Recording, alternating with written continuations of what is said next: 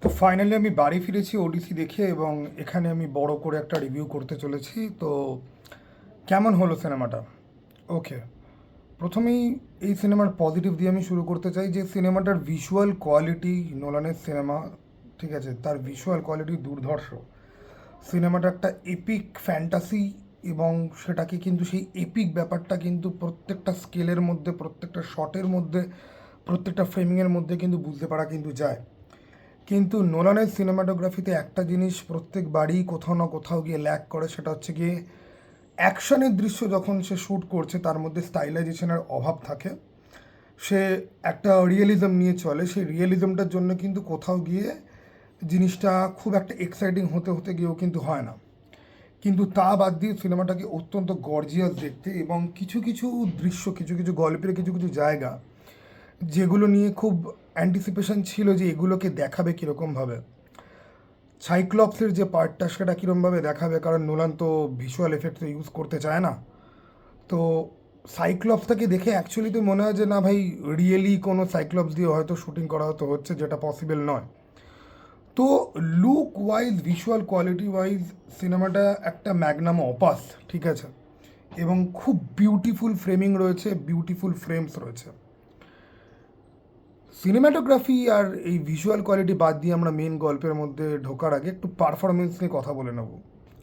Casting নিয়ে প্রচুর controversy হয়েছে, রাইট? বাট সিনেমাটা দেখার সময় তুমি দেখবে এলিয়ট পেজের যে ক্যারেক্টারটা সেটা অ্যাকচুয়ালিতে একটা পুচকে একটা ক্যারেক্টার, ঠিক আছে, ওকে।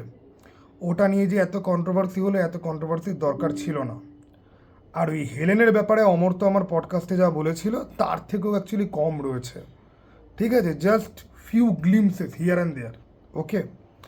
তা বাদ দিয়ে বাকি কাস্টিংয়ের মধ্যে টেলিম্যাকাসন চরিত্রে টম হল্যান্ডের অভিনয় বেশ ভালো। পেনেলোপির চরিত্রে অ্যানা হেথওয়েকে দেখে বেশ ভালো লাগে। রবার্ট প্যাটিনসন ভিলেন হিসেবে অ্যান্টিনিউজ খুব ভালো কাজ করেছে। আর তা বাদ দিয়ে জন উইকের প্রথম সিনেমাটাতে জন উইকের যে বন্ধুর কাছে ওর গাড়ি হাইজ্যাক করে নিয়ে যাওয়া হয়েছিল বিক্রি করার জন্য, সেই লোকটার আমি নাম জানি না, সেই সিনেমাতে বেশ অনেকটা সময় ধরে সে আছে এবং তার অভিনয় কিন্তু দুর্দান্ত। বাট আমার মনে হয় যে ম্যাট ড্যামন ওডিসিয়াসের চরিত্রে মিসকাস্ট।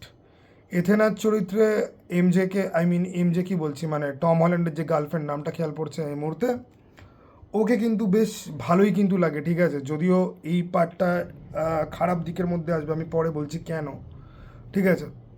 তো কাস্টিংয়ের মধ্যে আমার কোথাও গিয়ে মনে হচ্ছে যে ম্যাট ড্যামনের জায়গায় এটা বেন অ্যাফ্লেক অথবা জন হ্যামকে দিয়ে যদি করানো যদি হতো তাহলে অনেক বেশি ভালো হতো, ঠিক আছে।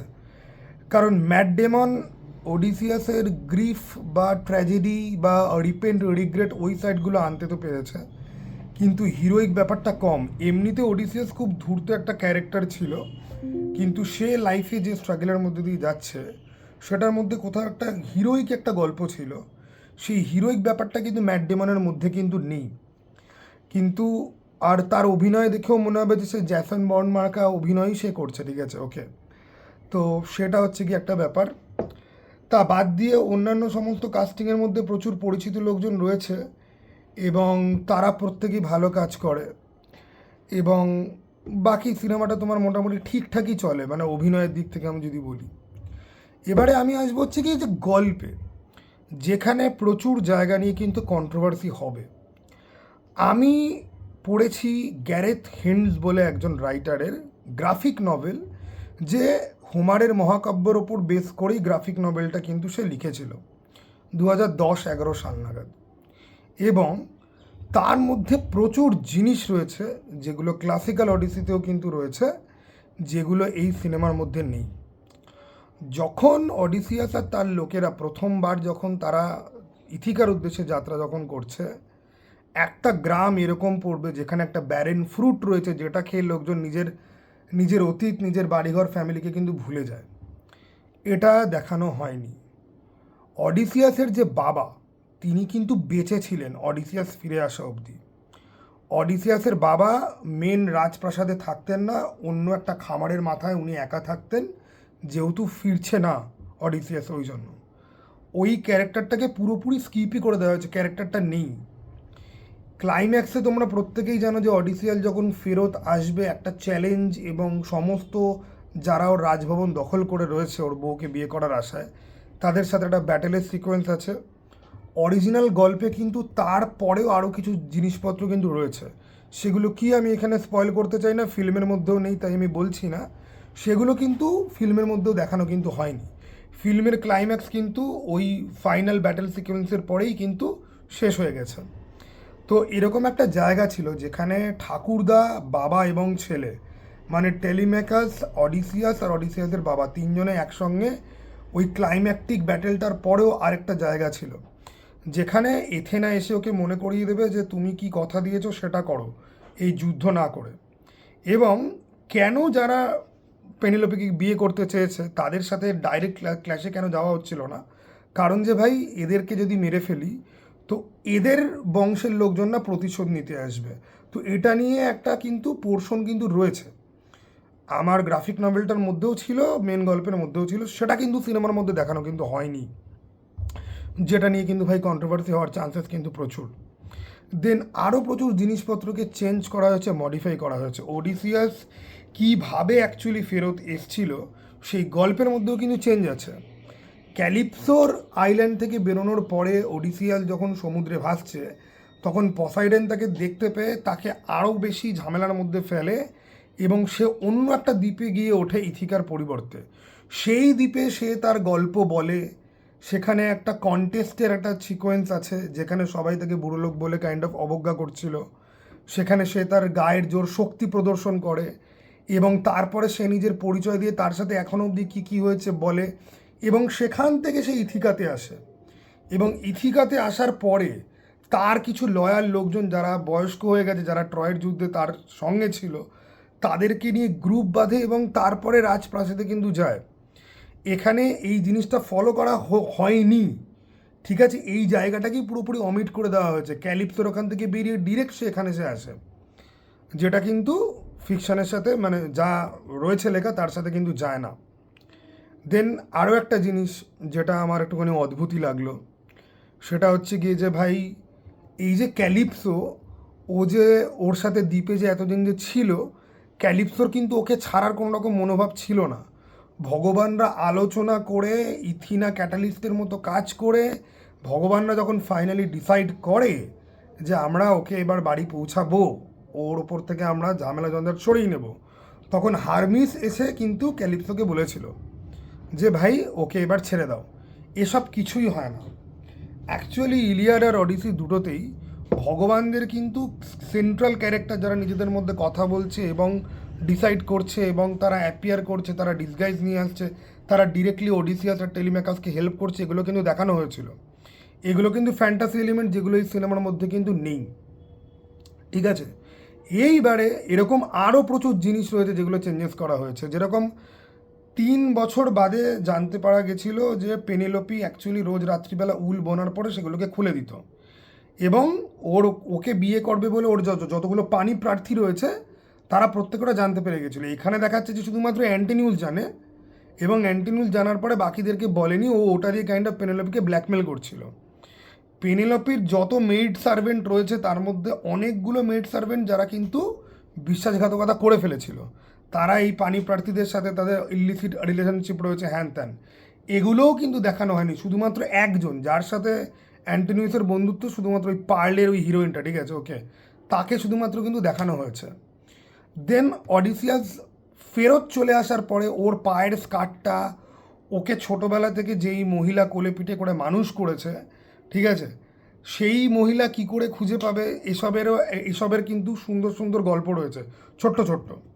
যে ভাই অডিসিয়াসকে পেনেলোপি বলবে যে আমার পরিচারিকারা তোমাকে চান করিয়ে দেবে, বিয়ে করে দেবে, ও বলবে যে আমি চান করতে চাই না, আমি শুধুমাত্র পা ধুতে চাই, আর পা আমি এদের কারোর কাছে ধুতে চাই না, আমি যথেষ্ট বয়স্ক মানুষ, আমি চাই কোনো বয়স্ক মানুষ। এইখানে একটা এক্সপ্লেনেশন রয়েছে কেন চাই একটা বয়স্ক মানুষ ওর পা পা ধুয়ে দিক, যারা গল্পটা পড়েছো তাদের আইডিয়া আছে। তো সেসব সেসব সেসব ছোট ছোট রিভিল কিন্তু এখানে নেই। অডিসিয়াস এখানে আসার পরে ওকে তো ভিখারি কনসিডার করা হয়েছিল, তো আরেকটা ভিখারির সাথে ওকে ফাইট করতে হয়েছিল, একটা ওভারওয়েট অবিস হাতির বাচ্চা ভিখারির সাথে ফাইট করে ওকে কিন্তু ওই যেখানে এই পানি প্রার্থীরা সারাদিন বসে আড্ডা মারতো যে ভাই এখানে দুজনের মধ্যে যে কোনো একজন থাকবে, তো ওকে কিন্তু লড়াইতে জিততে হয়েছিল, সেটা এখানে নেই। ঠিক আছে, ক্যালিপসোর ওখান থেকে বেরিয়ে মাঝখানে যে আইল্যান্ডে এসে তারপরে ওই ইথিকাতে আসে, এই আইল্যান্ডের একটা কন্টেস্টের জায়গা রয়েছে যেটা কিন্তু নেই। আরেকটা যেটা যেটা আমার চোখে পড়লো, সেটা খুবই অদ্ভুত। সাইক্লোপসের পরেই, ঠিক আছে, সাইক্লোপসের পরে ওরা আরেকটা দ্বীপে গিয়ে ওঠে যেখানে একটা প্রজাতির লোক থাকে যারা ক্যানিমাল টাইপের। ঠিক আছে, ওরা দ্বীপে ধোয়া দেখতে পেয়ে ইয়ে করবে। তো সেই ক্যানিমালদেরকে এখানে অদ্ভুত একটা আর্মোর্ড টাইটান মার্কা বড় বড় লোক, ঠিক আছে, ওরকম টাইপের একটা জিনিসে ওরা চেঞ্জ করে দিয়েছে। আমি মানছি যে ওইখানে খুব গ্রুসাম, মানে আমার কমিক্সের মধ্যেও সিনগুলো খুব গ্রুসামভাবেই কিন্তু রয়েছে, যে ওপর থেকে পাথর ফেলছে, ঠিক আছে, ওরা আইল্যান্ডের ওপর থেকে পাথর ফেলছে এবং যারা জলে পড়ে যাচ্ছে তাদেরকে বর্ষা দিয়ে গেঁথে তোলা হচ্ছে, ঠিক আছে। এখানেও যেটা দেখানো হয়েছে সেটা বেশ গ্রুসাম, কিন্তু এক্স্যাক্টলি ওটা নয়।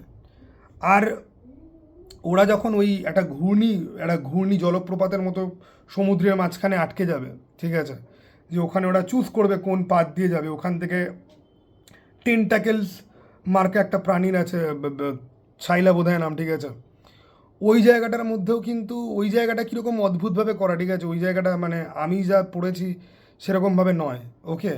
কারণ ওইখানে নৌকা ভেঙে যাবে এবং যেই যেই যেই ঘূর্ণিটার মধ্যে ও মানে অ্যাভয়েড করতে চাইছিল, ওটারই ওপরে একটা গাছের মধ্যে অডিসিয়াসকে কিন্তু জায়গা নিতে হয়েছিল, ঠিক আছে, ওকে। ওর শিপ কিন্তু ভেঙে গেছিলো, ওকে। তো সেসব জিনিসপত্র এখানে সেরকমভাবে দেখানো কিন্তু হয়নি। আর ক্যালিপসোর ওখান থেকে বেরিয়ে যখন ইথিকার উদ্দেশ্যে রওনা হচ্ছে, পসাইডন ওকে মাঝ রাস্তায় দেখতে পেয়ে খেপে যাচ্ছে, এগুলোও কিন্তু নেই। তো প্রচুর জিনিসপত্র রয়েছে যেগুলো কিন্তু সিনেমাটার মধ্যে নেই। তা সত্ত্বেও সিনেমাটার লেংথ কিন্তু 3 ঘন্টার। এবার আমি যা বলছি দিজ আর নট স্পয়লার্স, ঠিক আছে। সিনেমার মধ্যে প্রচুর জিনিসপত্র রয়েছে এবং হ্যাঁ, ও হেডিসে যখন যাবে আনডেডদের সঙ্গে ওখান থেকে গিয়ে ইনফরমেশান পাওয়ার জন্য, সেই জায়গাটাও কিন্তু প্রচুর ভাই চেঞ্জ করা হয়েছে। আমি যদি বলি কাইন্ড অফ স্পয়লারের মতো সাউন্ড করবে, তাই আমি বলছি না। এবারে দেখো, অ্যাকচুয়ালি না আমার জন্য সিনেমার থেকে কমিক্সটা অনেক বেশি এফেক্টিভ। 254 পাতার, কিন্তু ইট হোল্ড লট অফ ইনফরমেশন, ঠিক আছে। অ্যাকচুয়ালি যা লেখা হয়েছে সেটাকে অনেক মানে সেটাকেই ফলো করে, ঠিক আছে। এটার মধ্যে প্রচুর মডিফিকেশান রয়েছে। এবারে এই সিনেমার প্রবলেমে আসি, যে এই মডিফিকেশানগুলো নিয়ে অনেক লোকের কিন্তু প্রবলেম হবে, আমারও পার্সোনালি বলছি কিন্তু হয়েছে। সাইক্লপসের ওখানটাও কিন্তু চেঞ্জ করা হয়েছে। কী চেঞ্জ আমি তোমাদেরকে বলছি না, সাইক্লপসের ওখানেও কিন্তু চেঞ্জ করা কিন্তু হয়েছে। সাইক্লপসের গল্প এক্স্যাক্টলি যা রয়েছে সেটা ফলো করা হয়নি, আর যে মডিফিকেশান করা হয়েছে সেই মডিফিকেশানটা কিন্তু ভালো মডিফিকেশান কিন্তু নয়। অ্যাকচুয়ালি যতগুলো মডিফিকেশানই করা হয়েছে না, এই মডিফিকেশানগুলো অ্যাকচুয়ালি করে ভালো মডিফিকেশান কিন্তু আমার কিন্তু অ্যাটলিস্ট মনে হয়নি। দেখো, দিস ইজ আলটিমেটলি লোককথা, ফ্যান্টাসি, অ্যাডভেঞ্চার, এপিক, যেখানে হোম কামিংয়ের একটা গল্প রয়েছে। নোলানের প্রবলেম হচ্ছে কি, যে নোলান সমস্ত কিছুকে খুব রিয়ালিজমের মধ্যে দিয়ে ঢুকিয়ে ইনফিউজ করে দেখাতে চায়। Realism does not work every fucking time actually. যেটা একটা ফ্যান্টাসি এপিক লোককথা, সেটাকে তুমি সেরকমই রাখো। ইভেন কি সিনেমাটা দেখে নোলানের যে ওর টোনের সাথে গল্পের টোনের যে কোথাও গিয়ে যে ফাম্বেল হচ্ছে, সেটা কিন্তু সেকেন্ড হাফে কিন্তু আরও বেশি করে কিন্তু বোঝা যায়, ফার্স্ট হাফে অতটা বোঝা না গেলেও।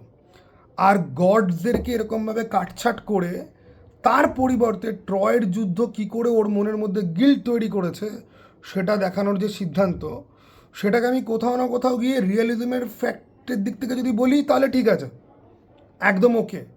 কিন্তু আবার আমি যদি বলি যে লোকে হয়তো এটা এক্সপেক্টই করবে না ফিল্মের মধ্যে, ঠিক আছে, তারা চাইবে যে ভাই ওয়েল আই ডোন্ট নো। দেখো, এই সিনেমার বা এই গল্প নিয়ে নোলান অলরেডি অনেক ব্যাশ খেয়েছে। আমি বলছি না যে this is a bad movie, আমি খালি বলছি এইটা এমন একটা সিনেমা যেটা লোককে কিন্তু পোলারাইজ কিন্তু করবে। যাদের ভালো লাগেনি তারা খারাপ বলবে, আমার ভালো লাগেনি বলে আমি কিন্তু খারাপ বলছি না। সিনেমাটা পরিশ্রম করে তৈরি করা হয়েছে, সিনেমাটার মধ্যে গর্জিয়াস ভিজুয়াল রয়েছে, গল্প রয়েছে, সব রয়েছে। কিন্তু এই যে গল্পের যে কাট আউট যেগুলো না, সেগুলোর জন্য সিনেমাটা কিন্তু ইমোশনালি কোথাও গিয়ে ডাম্ব ফিল করায়, ঠিক আছে। অত্যন্ত ডাল একটা সিনেমা এটা, কিন্তু নোলানের ওই সিনেমার মতো না যেটা একবার দেখার পর তোমার আরেকবার দেখতে ইচ্ছা করবে। ইভেন কি টেনেট আর ওপেনহাইমারের মধ্যেও এই প্রবলেমটা কিন্তু ছিল, যে ইমোশন কোথাও গিয়ে যেন বিল্ড করে না। আর আর ম্যাট ডেমন একজন তুখোড় অভিনেতা, কিন্তু ম্যাট ডেমন না সমস্ত কিছুকে এত আন্ডার প্লে করে, এবং ম্যাট ডেমনকে দেখে সবসময় মনে হয় যে অত্যন্ত চিন্তিত একজন মানে ব্যক্তি, এবং অত্যন্ত ধূর্ত একজন ব্যক্তি, যে অ্যাকশান তো দুর্দান্ত করতে পারে কিন্তু ভালনারেবিলিটি সে ফুটিয়ে তুলতে পারে না। যদিও ম্যাট ডেমন এখানে চেষ্টা করেছে, ক্যালিপসোর সাথে সিনগুলোতে সে তার ভালনারেবিলিটি ফুটিয়ে তোলার চেষ্টা করেছে, কিন্তু সেটা খুব একটা বেশি ল্যান্ড করে না। আর পুরো গল্পটা ও ক্যালিপসোকে তো বলেনি, ক্যালিপসোকেও খানিকটা গল্প বলেছিল, এবং বাকি গল্প কিন্তু ও অ্যাকচুয়ালি ক্যালিপসোর ওখান থেকে বেরিয়ে যে দ্বীপ, সেই দ্বীপে উঠে গিয়ে কিন্তু বলেছিল, ওই দ্বীপের রাজার কাছেও সমস্ত গল্প কিন্তু বলেছিল। সেটা কিন্তু এখানে কিন্তু নেই। হ্যাঁ, দ্বীপের কথা বলতে আরও একটা দ্বীপ, মানে বেসিক্যালি ওডিসিয়াস যেই দ্বীপে হেল্প পেয়েছে, কিং অরেলিয়াস, ঠিক আছে, যাকে হাওয়ার দেবতা বলা হয়, হাওয়ার দেবতা কনসিডার করা হয়, তার কাছে কিন্তু প্রথমে অডিসিয়াস হেল্প পেয়েছিল, এবং সে যেই সমস্ত টাইডাল ওয়েভ অডিসিয়াসকে অ্যাটাক করতে পারে সেগুলোকে ব্যাগের মধ্যে পুরে গিফট দিয়েছিল। শুনতে অ্যাবসার্ট লাগলে পরে দিস হ্যাপেন্ড। অডিসিয়াসের লোকেরা ভেবেছিল যে ওখানের মধ্যে সোনাদানা আছে, ওরা কিন্তু অডিসিয়াসের পেছনে ওই ব্যাগটা মাঝ সমুদ্রের মধ্যে নৌকার মধ্যে থাকাকালীন খুলবে, হাওয়াগুলো বেরিয়ে যাবে, এবং তারপরে ওরা আরও বেশি ঝঞ্ঝাটের মধ্যে পড়বে, এবং ওরা কিং অরেলিয়াসের কাছে আরেকবার ফেরত যাবে। সে ওদেরকে তখন আর হেল্প না করে কিন্তু ভাগিয়ে দিয়েছিল। এটাও কিন্তু নেই, তো প্রচুর নেই, ঠিক আছে। তো কেউ যদি অ্যাকিউরেসি যদি খোঁজো যে ভাই আমি অডিসির সাথে অ্যাকিউরেসি খুঁজবো, অ্যাকিউরেট কিন্তু নয়। যা যা হয়েছে সেগুলো গল্পে রয়েছে, আর গল্পে এরকম অনেক কিছু রয়েছে যেগুলো সিনেমার মধ্যে কিন্তু নেই, ফলে ডিসঅ্যাপয়েন্ট কিন্তু হওয়ার চান্সেস কিন্তু আছে, ঠিক আছে। তো এই হচ্ছে সমস্ত কিছু মিলিয়ে আমার বক্তব্য। আমি ফার্স্ট শো আমার দেখা হয়নি, ফার্স্ট শো অ্যাক্রোপলিস মলে 6টার সময় ছিল। এই বৃষ্টি জলের মধ্যে ভাই এখান থেকে বালিগঞ্জ যাওয়া পসিবল না। আমি মানি স্কোয়ারে সকাল 7টা থেকে শো ছিল, সেটা দেখতে গেছিলাম। আমি এনজয় করেছি, প্রেটি এনগেজিং একটা ফিল্ম, বাট আমি কি এটা রিপিট ওয়াচ করব? মেবি আমি আর একবার হয়তো এটা দেখবো, সেটা কিন্তু হলে গিয়ে না, ঠিক আছে। নোলানের ফিল্ম ডার্ক নাইট দেখার পরেই লাইক ভাই এটা আরেকবার চালা, আরেকবার এক্ষুনি চালা, ঠিক আছে। সেটা কিন্তু অডিসি করতে কিন্তু পারে না, ঠিক আছে। আমি কি বইটা পড়েছি, গারেথ হিন্সের আমি নাম বললাম, সেটা অ্যামাজনে রয়েছে, 1800 টাকা মতো দাম। ওটার দাম কিন্তু এখন কমবে না, 1 বছর ধরে কিন্তু কমেনি, যবে থেকে ওডিসি অ্যানাউন্স করা হয়েছে কিন্তু কমেনি। ওটা একটুখানি বুদ্ধিমান হলে পরে ইন্টারনেটে যুগে কিন্তু কমিক্স কিন্তু পাওয়া যায় ডাউনলোড করার জন্য, যদি সার্চ যদি করো তোমরা কিন্তু পেয়ে যাবে। বইটা কিন্তু পড়তে পারো, দুর্দান্ত বই। আর্টওয়ার্কটা প্রথমে দেখে মনে হবে যে এটা একটা বাচ্চাদের মার্কা আর্টওয়ার্ক, কিন্তু অ্যাকচুয়ালি বেশ ভালো। তবে ফোনে ল্যাপটপে পড়তে কীরকম লাগবে আই ডোন্ট নো, কিনে পড়তে আমি বলবো না, কারণ আমি নিজেই 1800 টাকা দাম দেখে ভাই যে না ভাই আমি ইন্টারনেটের সহায়তায় আমি দিব্যি পড়াশোনা আমি যা করার আমি করে নেবো, ঠিক আছে। এবার এই বইটা খুঁজতে গিয়ে অসুবিধা হলে পরে আমাকে ফেসবুকে মেসেজ করতে হবে। ব্র্যান্ড নিউ ডেরও বই পড়তে গেলে আমাকে ফেসবুকে মেসেজ করতে হবে, আমার ফেসবুকের লিঙ্কটা দিয়ে দেবো। ফ্রেন্ড রিকোয়েস্ট পাঠাবে না, মেসেজ করবে, আমি কিন্তু রিপ্লাই দিয়ে দেবো, ঠিক আছে। ওকে, চলো টাটা ভাই, আবার যেন দেখা পাই।